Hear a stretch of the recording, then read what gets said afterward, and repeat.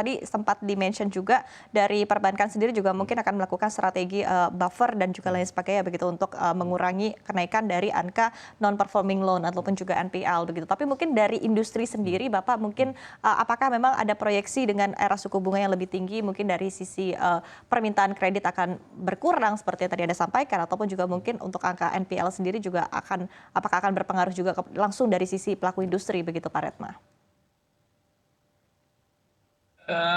Kalau terkait dengan NPL mungkin ini kan tergantung sama kemampuan masing-masing industri ya. Ya. Tapi kalau dengan kondisi sekarang dengan utilisasinya yang sudah paling minim, ini industri posisi sekarang utilisasi udah paling minim. Jadi kita akan berusaha semaksimal mungkin bagaimana kita bisa tetap berjalan gitu ya. Kalau nambah kredit mungkin pasti akan banyak perusahaan yang nahan, apalagi dengan suku bunga seperti ini, ya pasti dia akan berusaha untuk nahan. Tapi yang pasti sih kelihatannya untuk NPL kemungkinan kalau di tekstil ya, kemungkinan di tekstil ini akan tidak harusnya ya tidak akan banyak terjadi karena ini udah benar-benar minim dan mereka akan sangat-sangat berusaha untuk tetap bisa berproduksi meskipun tidak ada ekspansi ya, tanpa ekspansi, bahkan bukan hanya tidak akan ada ekspansi, untuk menaikkan utilisasi pun saya kira akan banyak perusahaan untuk menahan ya, dengan kondisi sekarang yang terutama memang karena kondisi marketnya juga yang di dalam negeri pun juga masih belum ada kepastian. Jadi bukan hanya menahan untuk ekspansi, tapi menahan diri untuk tidak menaikkan utilisasi produksi. Nah, itu salah satu strategi yang dilakukan supaya kita masih bisa berjalan stabil meskipun dengan slow ya, dengan jalan yang sangat-sangat pelan gitu. Baik. Kemudian tadi ada juga sempat menyampaikan begitu yang diharapkan ataupun juga ekspektasi dari para pelaku pasar ini adalah seperti apa kebijakan dari pemerintah. Tadi berkaitan juga dengan barang-barang impor begitu spesifik dari Anda, Pak Retma. Tapi mungkin ada lagi kebijakan lain yang diharapkan dari pemerintah atau mungkin kebijakan moneter dari Bank Indonesia ke depannya. Iya, saya kira memang ini kan kita ada masalah yang membuat Bank Indonesia menaikkan suku bunga, salah satunya adalah nilai tukar ya, nilai tukar. Tapi nilai tukar ini sebetulnya harusnya bukan menjadi beban sendiri, beban yang dibebankan penuh kepada perbankan gitu. Jadi harusnya pemerintah pun juga ikut campur, ambil kebijakan untuk membantu agar nilai tukarnya lebih stabil lagi. Yang diantaranya adalah kebijakan pengendalian impor. Jadi sebetulnya pengendalian impor ini sudah dicanangkan oleh Pak Presiden sering kali gitu ya, tetapi hasilnya eh, sama sekali belum mencerminkan apa yang diinginkan Presiden, karena setiap ada kebijakan pengendalian impor selalu ada gonjang-ganjing sana sini, banyak importir yang protes, akhirnya kebijakannya berubah lagi. Nah, saya kira memang pemerintah harus mulai firm gitu ya, harus mulai tegas gitu ya ketika terlebih dengan kondisi seperti ini. Karena kalau kondisi sudah seperti ini, akhirnya BI mengambil tindakan menaikkan suku bunga, akhirnya kan jadi semuanya kan terjepit nih.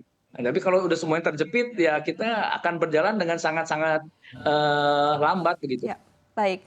Baik, saya akan ke Pak Andri begitu. Tadi sudah kita dengarkan seperti apa dari sisi para pelaku industri begitu ya. Tadi khususnya untuk industri serat dan juga benang filamen, utilisasi saat ini kondisinya masih minim, kemudian juga sulit juga untuk menaikkan utilisasi begitu. Jangankan ekspansi, untuk menaikkan utilisasi juga masih sulit begitu. Artinya memang masih ada beberapa sektor yang cukup challenging ya, yang masih menghadapi tantangan begitu ya di domestik. Kemudian mungkin langkah-langkah yang akan diambil dari sisi perbankan begitu ya untuk menanggapi tapi juga merespon kondisi yang ada di industri di sektor real dan juga kemudian ekspektasi yang diharapkan dari Bank Indonesia dan juga pemerintah sehingga akhirnya strategi yang ada, strategi yang muncul ini betul-betul bisa bersamaan begitu sehingga memudahkan dari sisi perbankan juga ke depannya, Pak Andri. Ya, jadi kalau dilihat apa strategi kemudian kebijakan yang perlu diambil, saya mencatat dulu tantangannya ya. Tadi kita bicara bagaimana sektor real menghadapi tekanan dari sisi cost ya,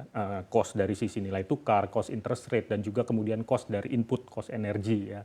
Nah, di sisi demand-nya sendiri itu menghadapi situasi di mana food prices juga sekarang lagi naik. Itu yang kemudian menurunkan konsumsi masyarakat untuk bracket ya, atau keranjang di luar dari makanan dan minuman gitu ya. Dari data kami, big data kami itu mengindikasikan bahwa konsumsi masyarakat sekarang untuk makanan minuman saja atau related to supermarket dari yang 13% itu sekarang ke 26-27%, jadi naik double. Ini karena memang ada pengaruh juga dari kenaikan dari pangan sendiri. Yang berikutnya adalah income yang relatif memang flattish ya. Nah, ini kemudian kebijakannya ya, dari sisi pemerintah tentu saja perlu melihat bagaimana stimulus untuk tetap mendorong supaya orang kembali bekerja. Beberapa ya ada kebijakan kemudian di waktu kita tahun 2008 keluar dari social safety net ya, ada kemudian memberikan ya belanja-belanja terkait untuk infrastruktur dasar supaya orang kemudian bisa bekerja kembali ya, menggunakan instrumen fiskal stimulus kepada beberapa sektor yang memang challenge ya karena ada kenaikan input cost ya.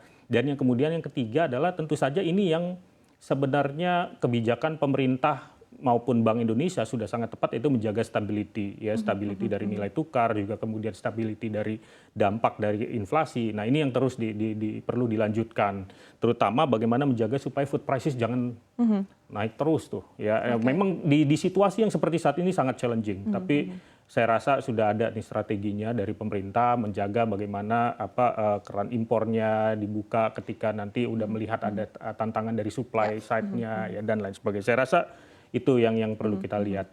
Kalau dari sektor perbankan sendiri, saya rasa sih tadi ya sudah melihat bagaimana sektor-sektor yang sangat resilient tetap di sini, terutama domestic sektor tadi yang Pak Redma sampaikan juga betul. Jadi kita memang fokus juga di sana, kemudian memitigasi ya asset quality di beberapa sektor atau segmen yang memang memburuk ya, kita udah mencadangkan dan menjaga supaya memang kita tetap support nih dunia usaha gitu.